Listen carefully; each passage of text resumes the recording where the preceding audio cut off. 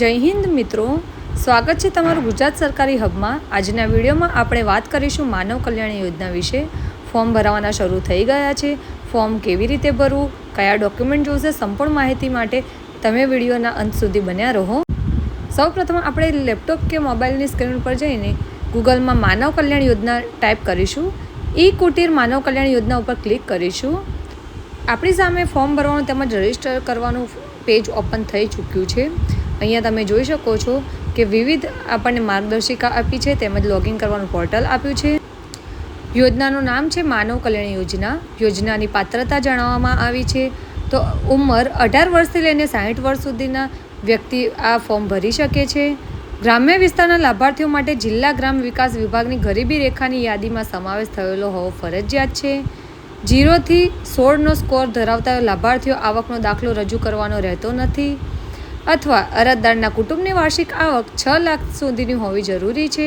તાલુકા મામલતદાર અથવા નગરપાલિકા chief officer અથવા મહાનગરપાલિકા અધિકૃત અધિકારીનો આવકનો દાખલો રજૂ કરવાનો રહેશે। સાઈડમાં તમને જે લોગિન યુઝર આઈડી લખેલું છે ત્યાં તમારે ન્યૂ રજિસ્ટર ઉપર ક્લિક કરીને તમારે આધાર કાર્ડ નંબર એડ કરીને રજિસ્ટર કરવાનું રહેશે। રજિસ્ટર કરતાની સાથે તમને એક તમારો ટેક્સ્ટ મેસેજ ઉપર યુઝર નેમ તેમજ પાસવર્ડ મળી રહેશે।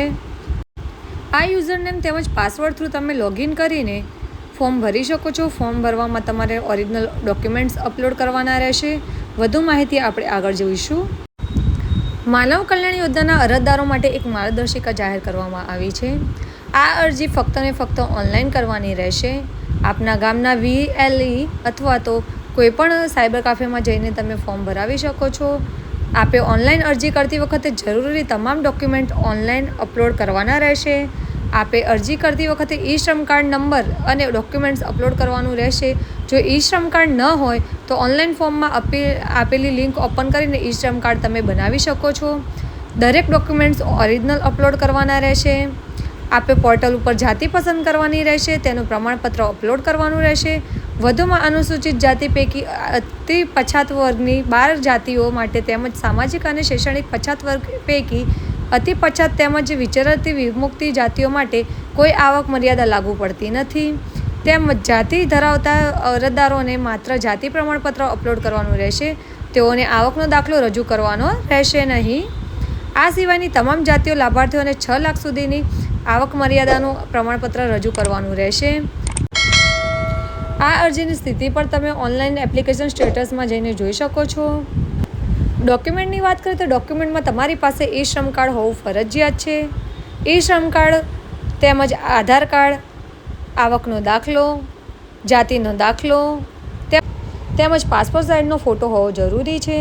આટલા ડોક્યુમેન્ટ ફરજિયાતપણે ઓરિજિનલ ડોક્યુમેન્ટ અપલોડ કરવાના રહેશે। જો તમારી એપ્લિકેશન રદ કરવામાં આવે તો તમે નવેસરથી અપ્લાય કરી શકો છો।